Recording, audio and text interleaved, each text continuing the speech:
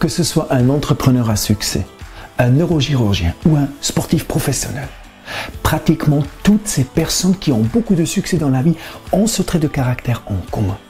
Leur confiance en eux-mêmes est inébranlable. Roger Federer n'est pas un joueur de tennis extraordinaire seulement parce qu'il a cette capacité de pouvoir bien jouer au tennis.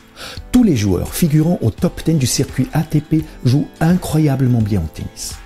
Roger Federer est devenu le plus grand joueur de tennis de tous les temps parce qu'il croit inébranlablement en lui-même et en ses facultés, et ce, même encore aujourd'hui. À un moment où pratiquement tout le monde avait déjà arrêté de croire en lui, après une longue pause de 6 mois due à une blessure, à un âge où d'autres joueurs de tennis auraient déjà pris leur retraite depuis longtemps, Federer, lui, est revenu de nulle part et a fait un comeback mémorable en gagnant son 18e titre du Grand Chelem. Ou prenons un autre exemple, l'inventeur Thomas Edison. Il a poursuivi son plan d'inventer la toute première ampoule de manière obstinée, imperturbable et persévérante pendant de nombreuses années. Il a échoué plus de 700 fois avant de finalement réussir lors d'une énième tentative. Il n'a jamais perdu sa foi.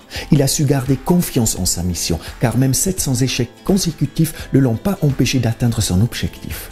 Après toutes ces frustrations, une personne normale aurait certainement renoncé, aurait perdu tout espoir et foi depuis bien longtemps. Mais pas Edison. Ce que tu peux apprendre de ces personnes est la chose suivante. Échouer n'est pas un problème.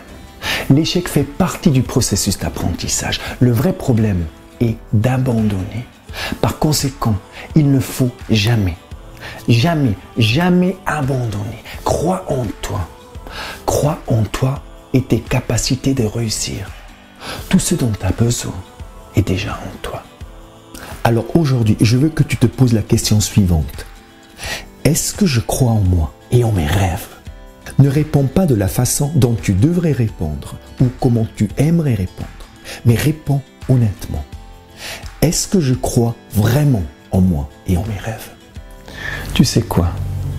Ta confiance et ta foi en toi et en tes rêves ne sont pas quelque chose d'inné.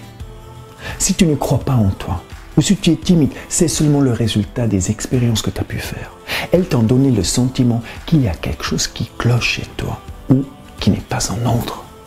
Le manque de confiance en soi est quelque chose d'appris, mais cela vaut aussi le cas pour l'inverse.